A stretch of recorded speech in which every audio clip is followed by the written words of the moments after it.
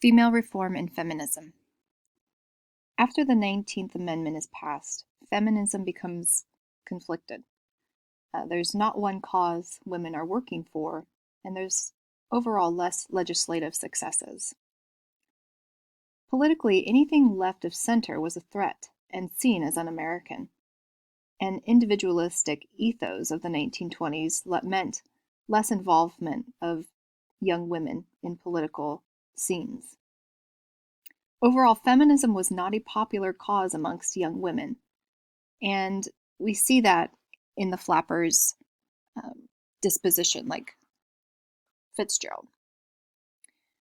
We also see that there is a split amongst the women's movement between the maternal feminists and the equal rights feminists.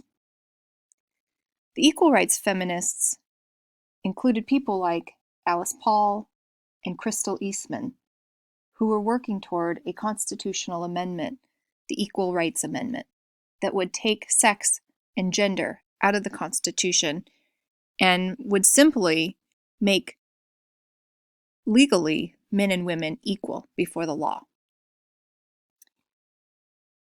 It would end legal distinctions between men and women, and it was something that was brought about in 1923.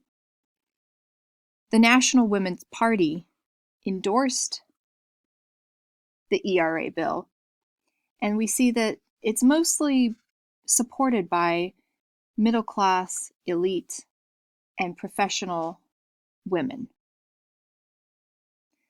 Maternal feminists, on the other hand, were those that were arguing that women's biology made them different, not inferior.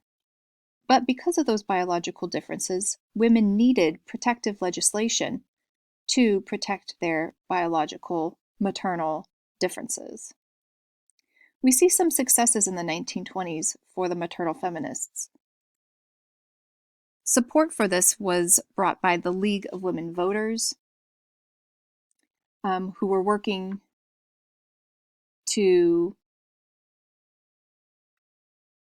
help pass the Shepard-Towner Act, who supported Women's Bureau in the Department of Labor, which was a government action in wage-earning women. We see the Shepard-Towner Act giving federal funding for maternal and child health care, and these were all seen as wins by the maternal feminists. But this type of protective legislation made the women further from the men.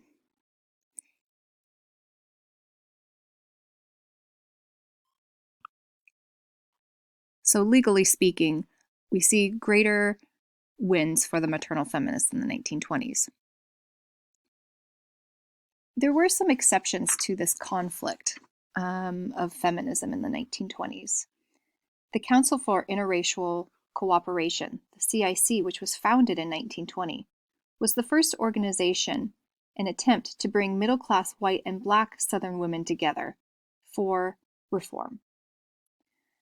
Another exception would be the summer school program at Bryn Mawr College, which lasted from 1921 to 1938, and included union women, working-class women, middle-class women,